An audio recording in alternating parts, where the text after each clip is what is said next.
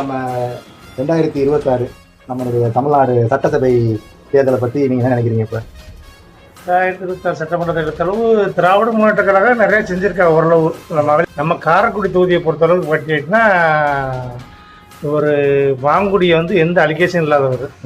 அது அவருக்கு வந்து ஒரு வாய்ப்பு கொடுத்து பார்க்கலாம் நம்மளை பொறுத்தளவு. விஜய் வந்தது அந்த பிறப்பு பையன் வந்து நல்ல பையன், அவர் நல்லா ஒர்க்கராக இருக்காரு.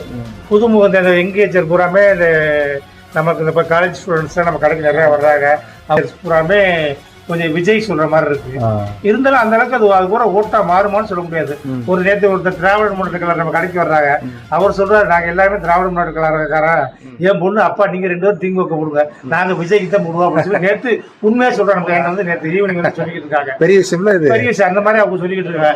இதெல்லாம் நம்ம பார்க்கையில வந்து நம்ம வந்து அந்த கடைசி நேரத்துல அந்த ஒரு 10 நாளைக்குலாம் சொல்ல முடியும்.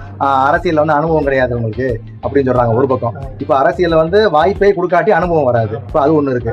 இப்ப அரசியல்ல அனுபவம் தேவையா இல்ல அன்பு தேவையா? முதல்ல நம்ம மக்களா பார்த்து செய்யும் போது தானே அனுபவம் வந்துடும். சார் எங்கோ புது ஆள் வரணும் தான், ஒரு மாற்றம் வேணும் தான், வந்து பார்க்கலாம்.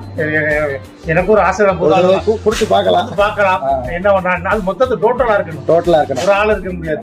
மக்கள் வந்து அந்த அளவுக்கு இல்ல, மக்களுக்கு வந்து எதிர்பார்ப்பு நிறைய. நெக்ஸ்ட் பஸ் ஃபெசிலிட்டி எல்லாருக்குமே மேல் ஃபீமேல் 2 பேருக்கும் ஃப்ரீ சொல்லிட்டாங்க ஏடிஎம்கே. சோ அதுக்கு நீங்க என்ன நினைக்கிறீங்க? அதெல்லாம் ஆகாம யார் வீட்டுல வண்டி இல்ல, இப்ப வண்டி இல்ல, பைக்ல வந்து ஒரு 4 வழி சும்மா அவங்களால அதெல்லாம் வந்து சான்ஸே இல்லை சார். அதெல்லாம் தப்பு இல்ல. இலவசம் என்னுடைய பொறுத்து இலவசத்தை தான் குறைக்கணும்.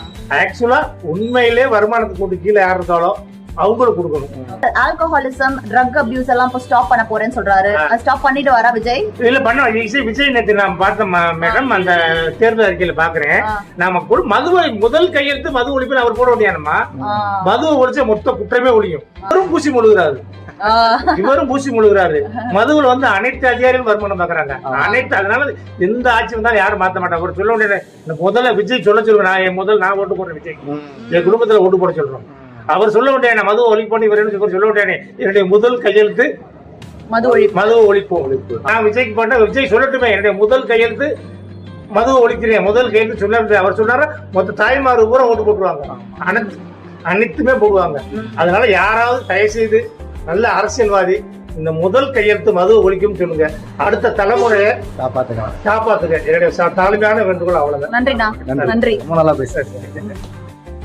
அண்ணாக்கு ரொம்ப நன்றி. இவ்வளவு நேரம் நம்ம டைம் ஸ்பெண்ட் பண்ணி நம்மளுக்காக கருத்துக்கள் சொன்னதுக்கு. ஓகே,